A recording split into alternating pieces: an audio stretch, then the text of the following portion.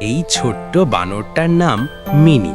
প্রতিদিন গাছের ডাল থেকে সে দেখত গ্রামের মানুষজন কিভাবে চায়ের দোকানে ভিড় করে। আর সেদিনই তার মনে একটা স্বপ্ন জাগল, আমিও একদিন নিজের চায়ের দোকান খুলব। মিনির বাবা মা তো শুনেই হেসে কুটি কুটি, তুই চা বানাবি? চা তো মানুষ বানায়। কিন্তু মিনি থামার পাত্র না। প্রথম দিনেই পুরো কেলেঙ্কারি। চা বানাতে গিয়ে দুধ উপচে পড়ল, চিনি শেষ।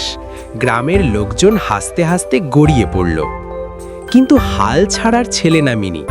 দিন রাত প্র্যাকটিস, চা ঘালার স্টাইল, ফোম বানানো, আদার ব্যালেন্স সব শিখে ফেলল।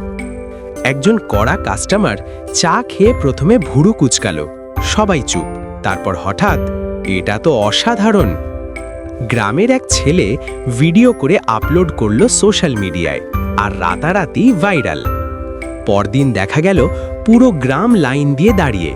মিনি এখন সেলিব্রিটি। কিন্তু সাফল্য সবার সহ্য হয় না। একজন পুরনো চাওয়ালা এসে চ্যালেঞ্জ ছুড়ে দিল। চা বানানোর যুদ্ধ শুরু। একদিকে অভিজ্ঞ মানুষ, অন্যদিকে ট্যালেন্টেড বানর। শেষমেশ সবার রায়, মিনির চা সেরা। ছোট্ট স্বপ্ন থেকে আজ বড় ক্যাফে। মিনির গল্প এখন অনুপ্রেরণা।